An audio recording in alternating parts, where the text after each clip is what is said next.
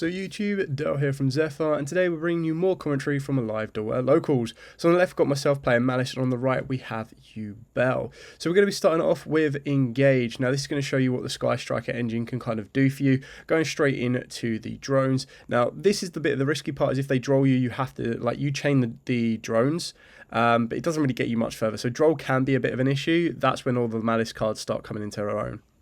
Pretty much going to go through the standard combo, so drones into Kagari, add back drones, activate drones, spawn out a token again, which gives you the 2 bodies on the board.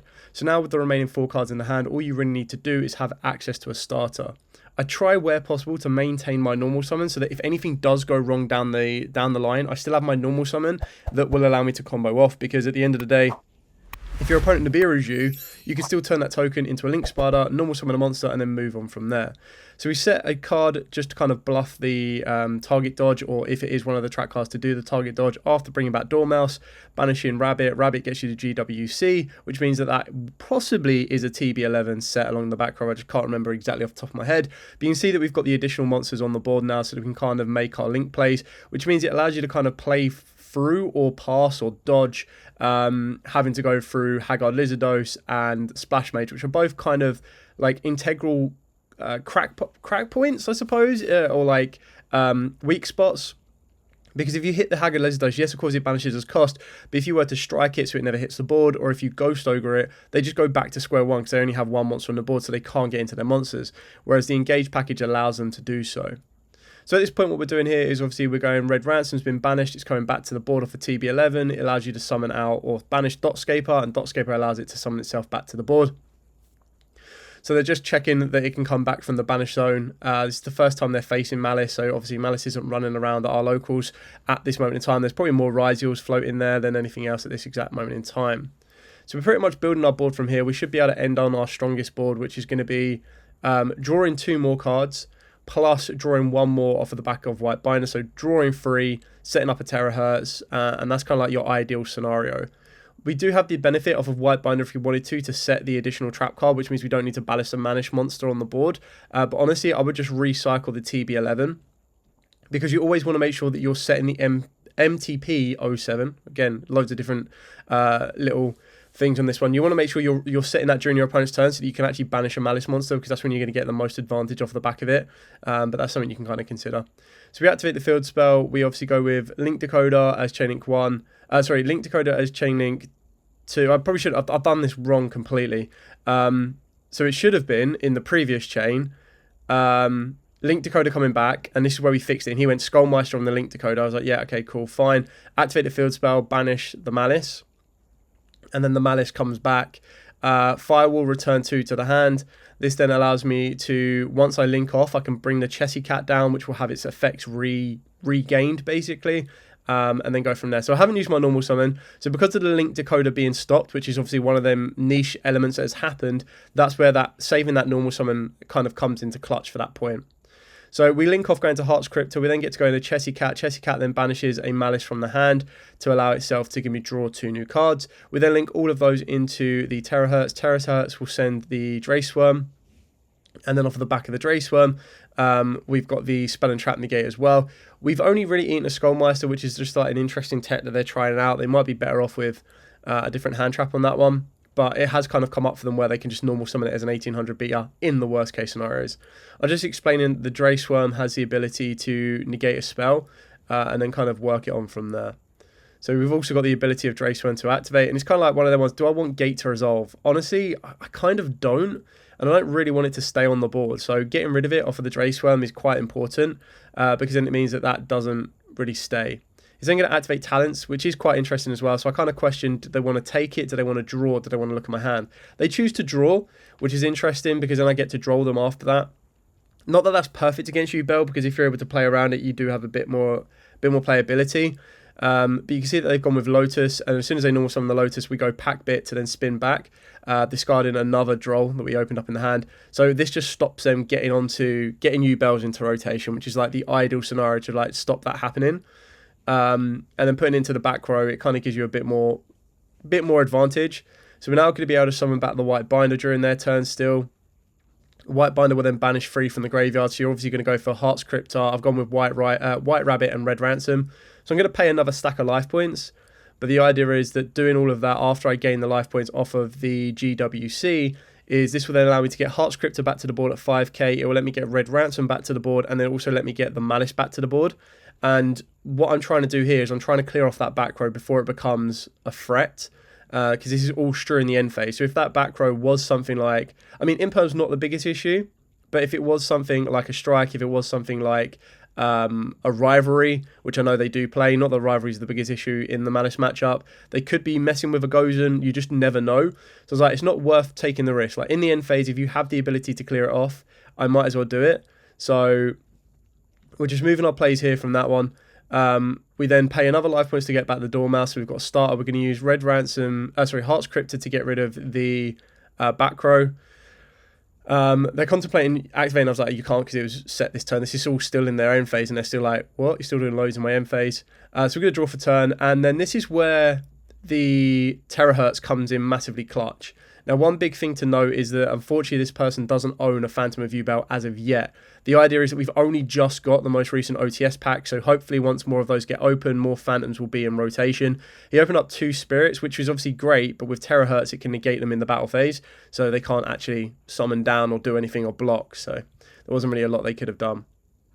Even if they did summon them down, we still had Heart Scripter that could have got rid of one of them, and then we could have got rid of the other one with the TP07. So you would have got rid of both and still been able to complete the OTK. So we move into game 2. They get to go first this time, as they did. They lost the dice roll, so they obviously lost the first game, so they got to choose to go first. They've opened up Gates into Dark Beckoning. Now, this is something that I really want to go back and consider. Now that Gates is back at 3, is putting in the Chaos Summoning Beast. I just think it's such a good card. So he can't search anything off the Dark Beckoning because he's already opened up the other 2 gates, which is the big issue here. And that's where if you were able to search out the Chaos Summoning Beast, you'd be able to get another monster to the board guaranteed. They decided to go with the Lotus. Lotus is obviously going to go into Spirit. Spirit's going to be able to get Nightmare Pain. Activates Nightmare Pain to pop the Spirit. This will then give him access to the Grave Squirmer. And then also give him access to Yubel to the board. So again, this is sort of like Phantom territory. This is where you can very easily, because you'd summon down Grey Squirmer.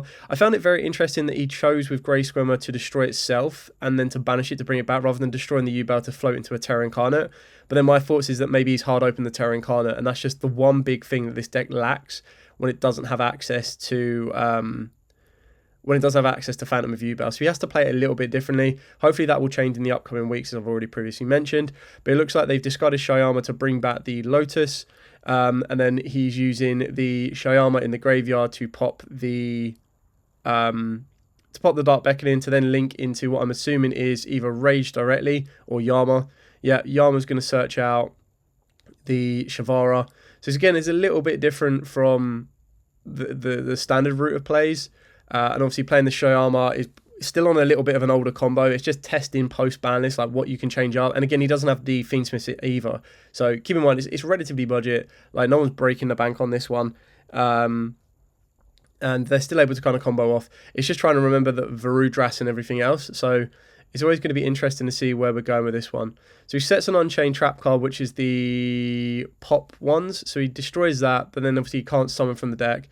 Goes into Rage, which is quite interesting. I suppose just to get him out of the Fiend Lock. And then working his way into a Varudras. I would naturally assume anyway. So Shyama goes to the Shavara goes to the graveyard, which then allows him to set the trap card. So this is going to give him the revival. So you can see that he plays both. Maybe he sides one of the trap cards, because this is obviously game 2. So the next logical route of play would be to overlay both of the Yubel and Yama into Varudras. I've currently just been asked a rule-in on one of the cards, on another one of the games, so we're just kind of like Googling a result on that one. I have no interaction, so I've pretty much just said, yeah, go for it, do your thing. So just trying to find out some of the answers. The next step is Varudras. Like, there's no doubt to me that he should be making that. Unless he wants to go end phase to bring back the Lotus, but then you would just pop your own Spirit. So I'm a little bit confused as to why Varudras isn't being summoned here. So yeah, I'm not too sure on that one. So we've got the trap card set, we've got Gates, we've got Pain. But then there's nothing else, really. So definitely should be Varudras, like no doubt, because then you end your board on a Varudras plus a Rage, which is pretty damaging. So it looks like you passed turn there. My top deck was Perulia, by the way. So top deck Perulia for turn. I was like, yeah, okay, cool. GG, bro. Typical is always the 6th card. So we start off with Engage. Now at this point, it's like, well, there's no Varudras on the board. And yes, he did forget to bring back in the end phase, but he's just explained it now that he would have brought back the Lotus and destroyed the Lotus, which I assumed was what was going to happen anyway. I'm surprised he destroyed the Lotus, though. I assume he would have destroyed the Spirit just to kind of keep that around. I'm just debating whether I go for drones, but then I was like, at the end of the day, as soon as I put drones on the board and then go into Kagari's getting linked off into an SP Little Knight, and I can't afford for an SP Little Knight to be on the board.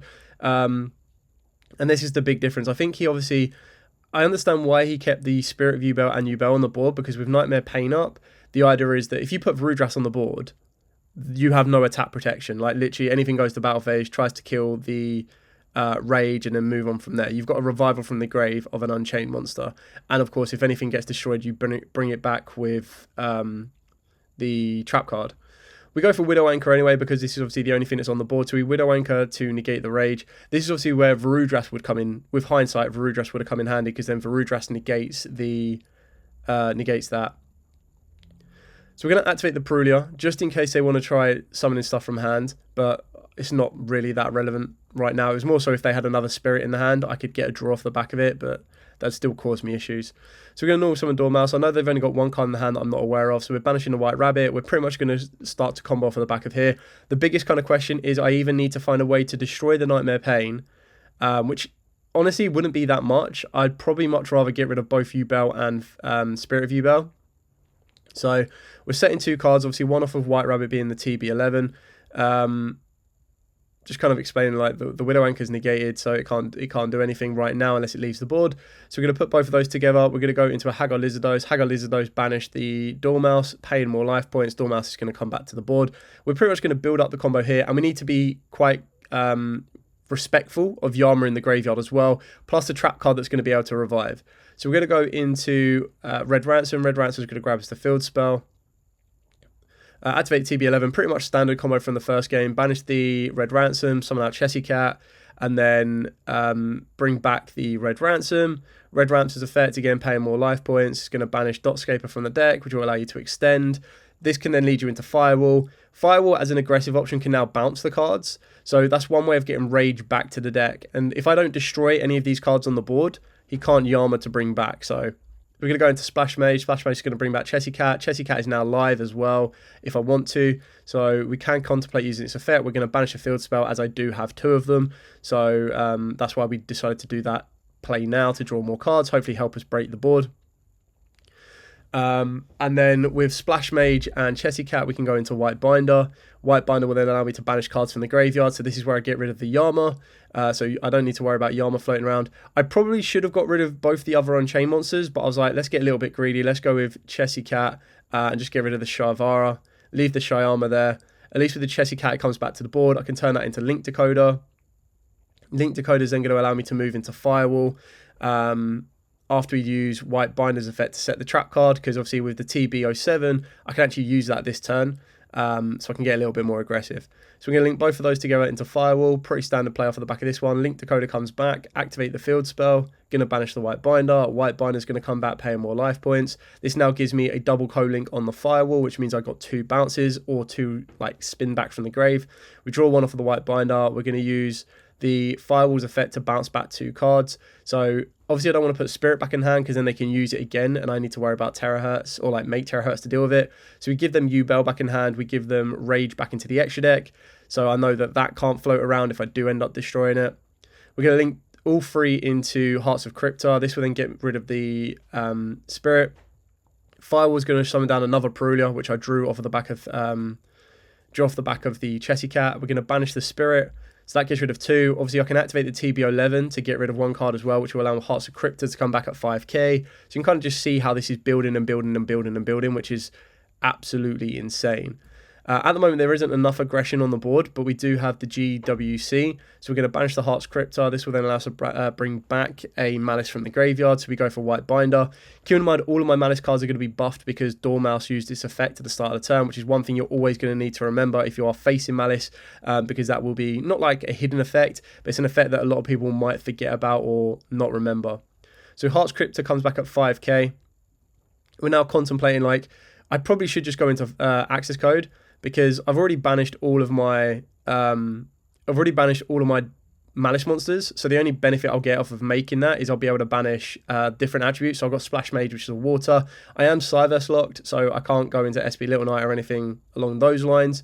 But the idea is just trying to figure out the next reasonable play, because I know he's still got that trap card. So that trap card's still going to bring a card back.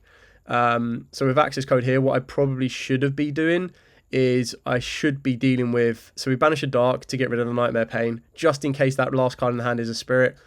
We use Splash Mage to get rid of that. I probably should have got rid of the trap card, but because if I do that, they can't chain the trap card, which is where the most advantage is going to come from it.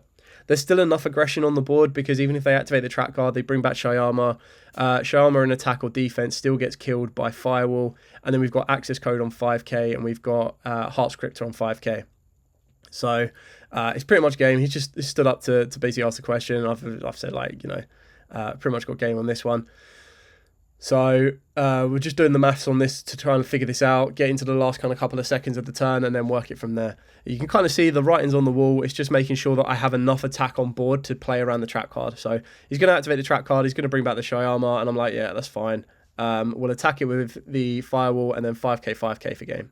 Anyway, thanks so much for watching. If you do like, comment, subscribe, share. Till next time, as absolutely always, stay safe and happy dueling.